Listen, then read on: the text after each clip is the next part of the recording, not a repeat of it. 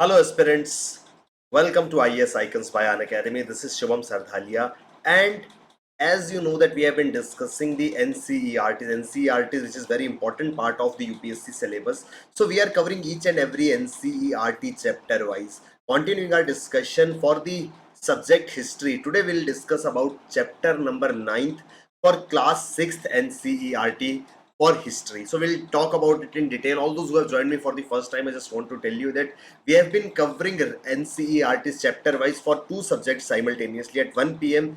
we cover the NCERT for geography, and at 3 p.m. we cover the NCERT for history. So you can enroll and you can join us in these classes on daily basis, and eventually all the topics, all the things related to NCERT will be covered in depth, in detail.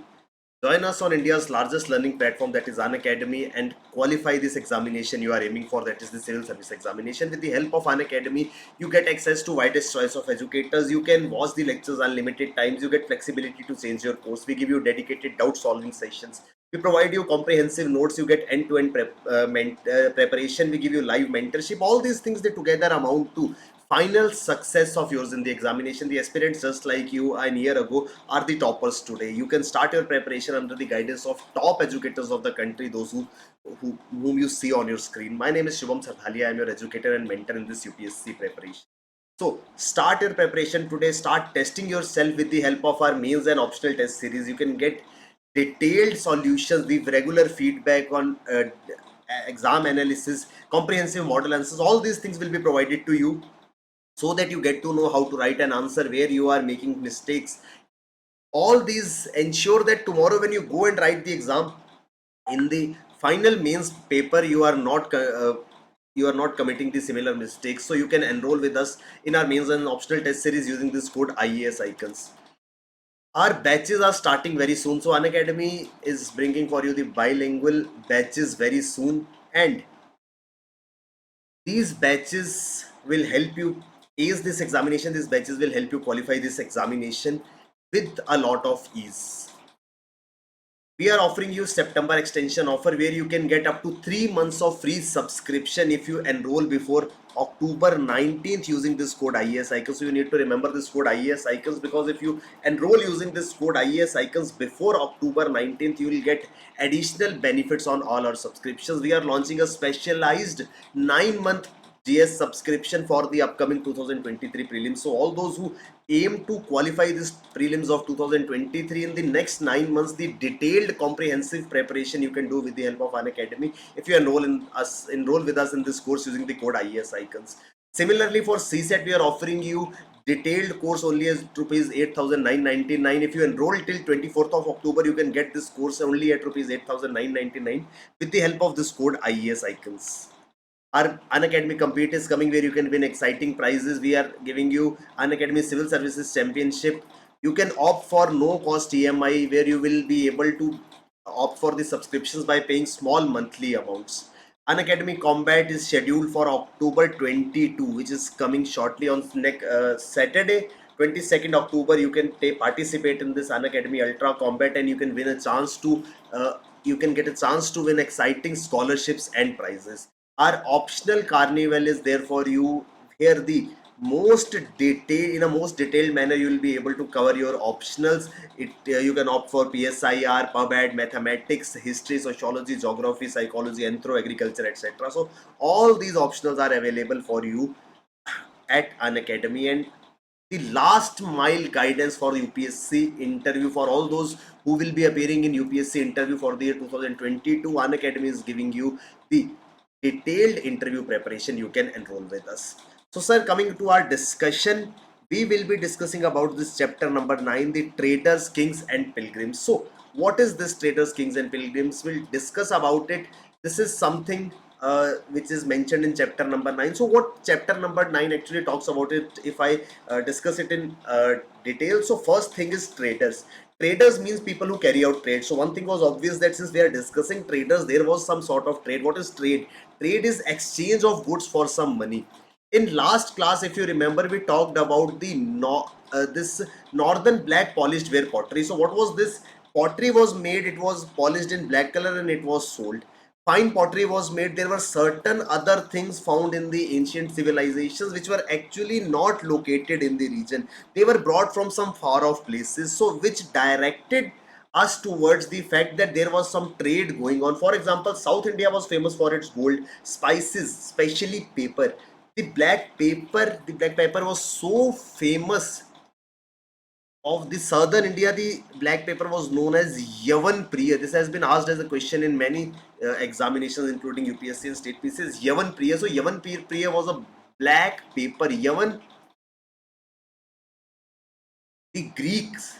So it was very dear to people of Greek, those Greek people. That's why it was called like Yavan Priya. We need to remember. So these were the things like pepper, precious stones, black gold. All these things, they were very much popular among the Western markets. People were coming all the way from far off nations to collect these things. We found the evidences of the coins, those who which were not found in India, but they were brought in from far off places. So traders used to follow sea routes. They used to sail in a ship. They used to reach up to Indian subcontinent. They used to reach India. Do tell me in the comment section who was the first one to reach India and what was the route that he used. So people were coming from Arabian Sea side, people were coming from Bay of Bengal, they were coming in big ships so that they could load the goods and take them along for the trade. So eventually the trade, it gave rise to empire. So what was happening was people were coming from far off places in search of trade. Eventually the areas that flourished during those trade centers, so where this trade was carried out, since trade was carried out through the sea routes, so the coastal areas especially became really important. The kingdom started to flourish in coastal areas. The southern part of Indian subcontinent, it had hills, plateaus, river valleys, etc., and we saw certain important powerful kingdoms coming up. We'll talk about these kingdoms, these three important kingdoms of Chola, Sirius, and Pandyas. We saw them coming up. These kingdoms had two important centers. One was the important center on the coastal area, and other was the important center in the mainland city. They were collecting gifts from people. Certain important dynasties, just like Satwahana came some times ago. There were the rulers of Satwahana. Then most important development that we'll talk about in this chapter is of silk. So Chinese people, they got to know about silk. They understood the process of making silk from a silkworm. So they started weaving this really rich and glossy silver, which became the symbol of elegance. The elite class, the nobles, the kings used to wear this sophisticated clothes which marked the sense of luxury. It was silk. So Chinese people, they understood the technique of procuring silk from the cocoons of silkworm, and ultimately China started exporting this silk to various nations. So there was the route followed that people from far off places used to visit China, bring silk along with them, and this entire trade was carried out on foot. It was carried on foot, it was carried on the horseback or camelback. So people were walking people were walking on foot. They were loading the silk on the back of a horse or a camel, and they were moving out on a route which later came to be known as Silk Route. So Silk Route became really important because silk was in huge demand. Silk was, since it was considered as the matter of luxury, so all those gifts which were presented to the king, also all those gifts which were presented to some people of high class, they were made up of silk. So that in that way silk became really important. Eventually what happened here was demand of silk was such that everybody wanted silk, and there were kingdoms coming up who wanted to control this Silk Route. It is very obvious that if trade is going on through one fair, this route was used for trade. If somebody gets control of that route, he can charge some amount on each and every consignment of silk passing through it. So it was decided by many kingdoms that let's get hold of Silk Route. Many kingdoms and many kings decided to get hold of this silk. Ultimately, the best rulers who came to be known to control Silk Route was Kushanas. They controlled the regions in Central Asia around 2000 years ago, and they started collecting some text. These kingdoms flourished eventually, and important towns like Peshawar and Mathura came up. Silk route become really important. Kushanas were the people who controlled Silk route, and during the very similar time, simultaneously there was a spread of one philosophical idea that was of Buddhism. A religious idea was being spreaded around the lengths and breadths of the area that was of Buddhism. The Kushana ruler Kanishka, who ruled somewhere 1900 years ago, he organized Buddhist councils. We'll talk about these Buddhist councils. Buddhist council was held in Kashmir. Buddhist council was held in Patliputra. There was another places where these Buddhist councils were held. So these Buddhist councils were held in order to propagate the idea of Buddhism. The life of Buddha or the biography of Buddha was written by a poet of Kushana ruler Kanishka by the name Ashwagosha. So Ashwagosha wrote about the biography of Lord Buddha, which is known as Buddha Charita. New form of Buddhism began to develop. It was called as Mahayana Buddhism. It has certain distinct features. So eventually there were certain new features of Buddhism that came up. It was called as Mahayana Buddhism. It was a bit different from another part of Buddhism. The images of Buddha came to be new images of Buddha came to be known. The second change of belief was Bodhisattva. These are the things we'll now discuss in detail. So we saw new images of Buddha coming up. Then we saw caves which spread along various nations like Sri Lanka, Myanmar, Thailand, etc., where the Buddhist monks used to stay. Then we get the account of pilgrims also. There were people, there were travelers who used to come along the traders. Since traders were coming in big ships in order to collect goods, there were certain people who came along with them. They were pilgrims or they were travelers. So we'll talk about travelers like Fa Hian, Zhuangzang. These were the famous names of travelers who visited during different times, and they wrote the account of their journey, how their journey went, what were the things they noticed in India and the kingdoms that were flourishing. So these are the things we'll talk about. Then eventually we'll talk about the Bhakti movement. This was the time which saw the development of a new form of religious thought that was known as Bhakti movement. So importance of Hinduism became more prominent. The deities like Shiva, Vishnu, and goddesses like Durga were uh, worshipped by people. People were worshipping these gods and goddess through the idea of bhakti, which became as a bhakti movement. We'll understand, we'll read about this bhakti movement in detail, but this was the time which saw the rise of bhakti movement. We see the idea of bhakti is present in Bhagavad Gita, the sacred book of Hindus, which is included in Mahabharata. Then there are certain other texts which talk about the bhakti movement. So more or less these are the things which are being talked about in this chapter. Here we'll talk about the traders. Here we'll talk about the kings and the pilgrims. So this is the overview. Now we will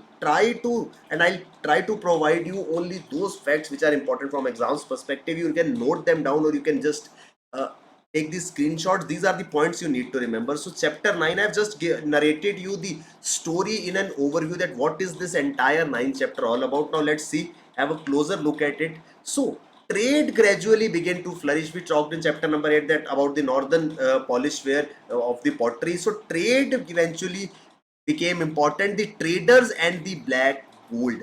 This southern India was known for its golds and spices, especially pepper and precious stones. So this pepper, or Yavan Priya, which we call as, was known as the black gold of South India. So since it was very famous in far off countries, traders from various countries used to visit these regions, collect the goods like gold, collect the precious stones, collect black pepper, and then go back and sell in the foreign markets. So one such example was seen here. The South Indian paper was very popular in the Roman Empire and was known by the name black gold. Now, since people had to travel to India from far off places, they started exploring sea routes, because that was the only way people used to sail in large ships in for carrying out the trading activities. So in order to look for new things that could be traded, so what is a business idea? Business idea anytime has to be unique. Only then your business will thrive, if you have something unique to offer. If you are also offering that everybody is offering, there won't be any difference, but you have to think out of the box. So in that, for that purpose only, traders started exploring far off places, that let's have a look on the other areas of the world where we can find something unique and ultimately sell them in market. So these advents of traders to look for unique products ultimately made them explore many sea routes. So traders reached the western coast of the subcontinent from East Africa or Arabia, sailing during the southwest monsoon. When we'll talk about certain things of geography, we'll understand this concept of southwest monsoon, the monsoon that we face every year in the month of July and August. So what happens there is the monsoon winds, they pushed the vessels or the ships of these traders towards Indian subcontinent. Then eventually there were these, if we talk about Indian subcontinent, we have Arabian Sea, Indian Ocean and Bay of Bengal. So what was happening due to southwest monsoon, many traders were coming to Indian subcontinent, especially in this southern part, because we had coastal access, so they could easily collect things like precious stones, gold and black pepper from this region, and they would sail off back towards their parent nation. This region became really important with respective to trade, and that's why this region saw the coming up of important kingdoms. We need to remember, sir, there is a term used for these kingdom. It is known as Movendar, three chiefs. So the Sangam literature, we talked about Sangam literature in the last chapter also. So Sangam literature was the collection of poets. So what happened in southern India, poets used to sit together, they used to recite something, and it was written by certain people, which came to be known as Sangam literature. And in that Sangam literature, there is one word, Movendar. We need to remember it. This Movendar, it showed three chiefs. It talked about the three chiefs. So Movendar actually meant three chiefs. These three chiefs were the Cholas, the Cheras and the Pandyas. So approximately 2300 to 2500 years ago, these important kingdoms flourished. The Cholas, Cheras and Pandyas, they flourished in the certain part of India. They collectively were known as Movendar, and we find this name in our Sangam literature. After this Cholas, Cheras and Pandyas, we saw the emergence of another important kingdom, that was the Satwahana. Satwahana Dynasty emerged after 2000 years and was a powerful in Western India. So 200 years after the emergence of Cholas, Cheras and Pandyas, we saw another important power coming up in Western India, that was the Satwahana. We talked about Satwahana ruler. The important ruler of this dynasty was Gautami Putra Sri Satkarni. So this name was given to him because of his mother Gautami. So the king was called as Gautami Putra Sri Satkarni. He was an important Satwahana ruler. By the similar time only, the nation called China learned the technique to make silk some 7,000 years ago. 7,000 years ago, China learned about making silk. So China could learn that there was some process of making silk. You could rear a silkworm and collect silk from it. So Chinese people, since they had something which was not available anywhere in the world, they started trading in that. So they went to distant lands, they went to far off places, carrying silk with them. They followed a footpath, they walked on foot and carried the load on the backs of camel and horse. So this route from China to other parts of Europe and Asia, which was followed, came to be known as what? Silk Route. Silk Route became really important because ultimately the biggest quantum of trade was carried out using this route. So it was like a national highway. Just like we see the importance of national highway for trade, in a similar fashion Silk Route was very important for trade. So since Silk Route crossed through Indian subcontinent also, so it was found by certain rulers that if you are able to control this Silk Route, every commodity that is being transported from this path, we can collect tax. So this will become an important source of revenue. So many powers during those times started practicing or started trying to control this silk, the route of silk. Some of the rulers of earlier time had tried to control the silk route for collecting taxes. So it was decided that since it is the most important trade route, trade is being carried out in a very big number. If we are able to control this route, we will be able to collect taxes, we can get gifts from the traders, and ultimately we can boost our economic condition. But the Indian rulers who controlled the silk route for the first time were Kushanas. We need to remember this also. So there were three kingdoms, Cholas, Cheras and Pandyas, which were collectively known as Movendars as per the Sangam text. Then there was another important kingdom, that was Satwahana kingdom. So Satwahana kingdom had this important king Gautami Putra Sri Satkarni. Then after that emerged the kingdom of Kushanas, which controlled the Silk Route. During the Kushana Empire only, there was an important ruler named Kanishka who played a very crucial role in spreading Buddhism. He conducted Buddhist Councils. So these were the assemblies where the teachings of Buddha were propagated, where people were told about Buddhism. So Kushana ruler conducted various Buddhist councils. The court poet of Kushana, whose name was Ashwagosha, he wrote and composed the biography of Buddha known as Buddha Charita. This is again important. Ashwagosha was the court poet of Kanishka, who was a Kushan ruler. So during his time, Ashwagosha wrote the biography of Buddha, which was named as Buddha Charita. This was the time which saw the spread of Buddhism, and new form of Buddhism, that is Mahayana Buddhism, was developed, and it spread throughout the western and southern India and southeastwards towards Sri Lanka, Myanmar, Thailand and Indonesia. During those times, during the times of uh, Kushana rulers, Buddhism spread to various countries. It went to as far as the nations like Sri Lanka, Myanmar, Thailand and Indonesia. So nearby nations were now having the idea of Buddhism. During this time only we saw Buddhist pilgrims. These are the people who were coming here to know more about Buddhism. They were coming from far off places, and how they were coming, sir, I told you that initially I told you that traders were coming, bringing big ships. These ships were brought in so that goods can be taken back to their home country. In those big ships, these trade along with the traders, these pilgrims journeyed. It was like that pilgrim used to go to a trader that, yeah bro, you are going somewhere. He would tell, yeah, I'm going to this Indian subcontinent to get some black pepper, to get some gold, to get some precious stones. He would be like, sir, mujhe saath le jao, please carry me along. I want to go there as a pilgrim. I want to know about the culture. I want to know about the religious belief of Buddhism. So during those times, Chinese pilgrims that came to India included Fayan, Zhongzhuang, I King. All of them visited Indian subcontinent and they wrote their travel account. So their travel account meant, just like today people make a vlog whenever they go somewhere, they make a vlog too, so that world can know what is happening, how they traveled. Earlier people used to write this each and everything, which came to be known as what? This came to be known as their travel account. So they mentioned certain things. They mentioned about the rule, they mentioned about the kingdoms going on. During those times we saw the spread of bhakti. Bhakti, that comes from a Sanskrit term bhaj, which means to divide or to share.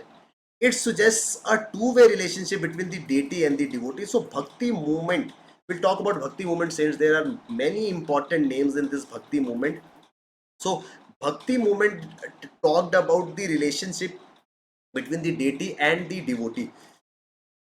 It directed towards the Bhagavad. We talked about Bhagavad Katha or Bhagavad Gita, which is being told in Mahabharata also. So Bhakti movement got its spread.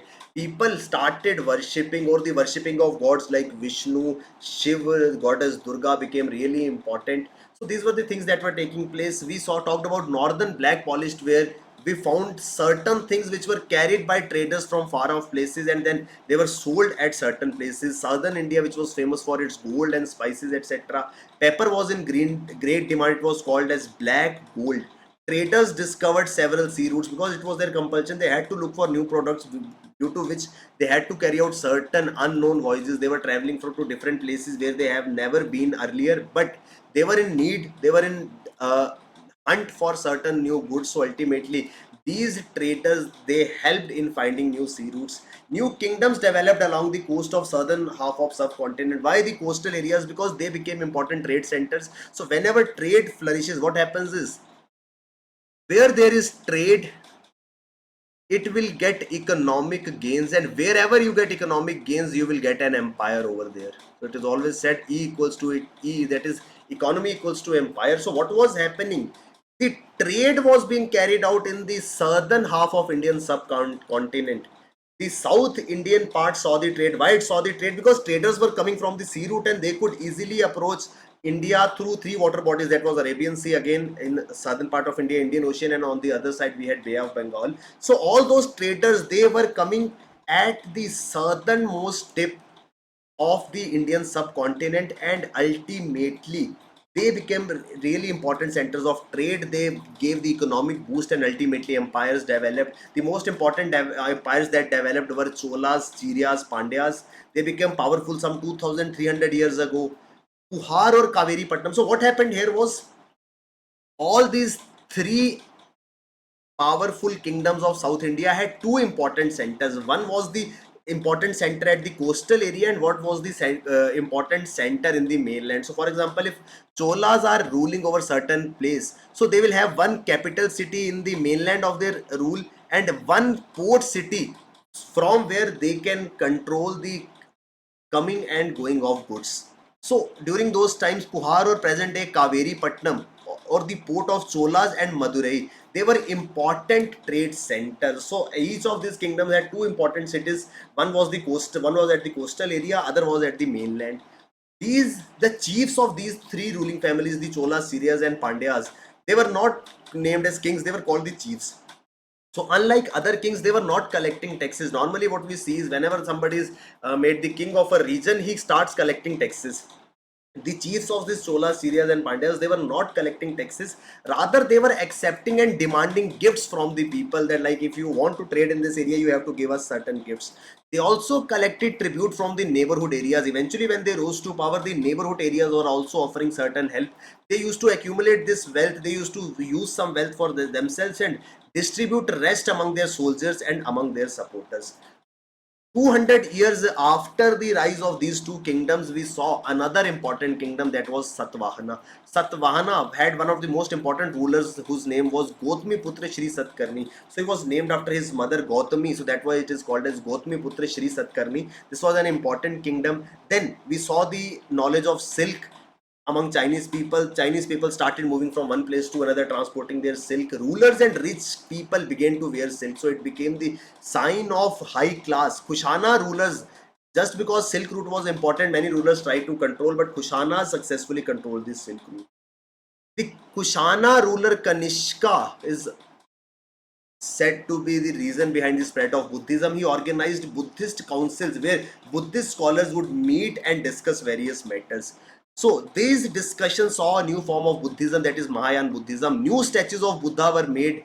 Bodhisattva were supposed to be people who attained enlightenment. So earlier we talked that Buddha attained enlightenment, but following the teachings of Buddha, following the same path that Buddha showed, certain other people, they started attaining enlightenment and they were known as Bodhisattva.